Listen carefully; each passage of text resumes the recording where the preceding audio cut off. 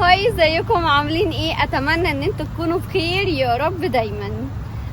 النهارده الفيديو بتاعي انا عايزه اديكم عصير خبرتي. بصوا، انا من الناس اللي بحب لما بغسل شعري بأدعك فروة راسي كويس جدا جدا جدا. يعني اوقات كنت لازم اعملها بضوافري جامد قوي.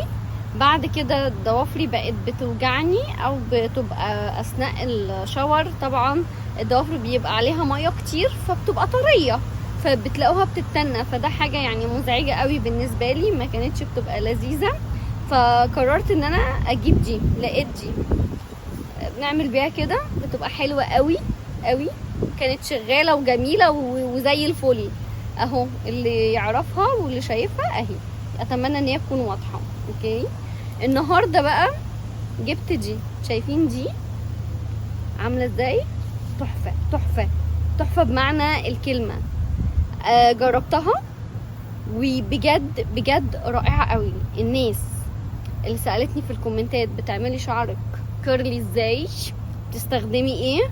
اهم حاجه الكيرلي من وانتوا بتغسلوه. يعني هو اصلا طبيعه انا شعري اصلا كيرلي، بس انتوا لازم تحفزوه ان انتوا تغسلوه كويس جدا. لازم فروه الشعر تبقى مغسوله ونضيفه جدا.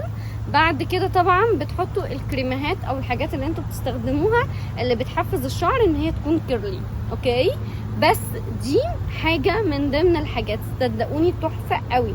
لو انتوا ما لقيتوش دي استخدمتوا دي حلو، لقيتوا دي احلى بكتير. اوكي، بس دي مش وحشه، انا كنت بستخدمها وفرحانه بيها وتمام لحد ما لقيت الاختراع الجميل ده.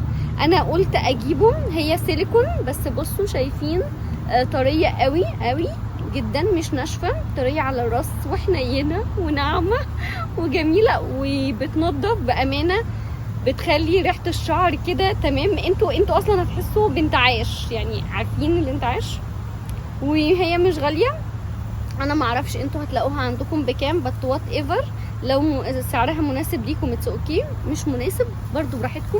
انا بالنسبه لي كان مناسب جدا وكانت حلوه قوي وعمليه جدا جدا. لو المكان اللي انتوا عايشين فيه لقيتوا الحاجتين دول يفضل دي.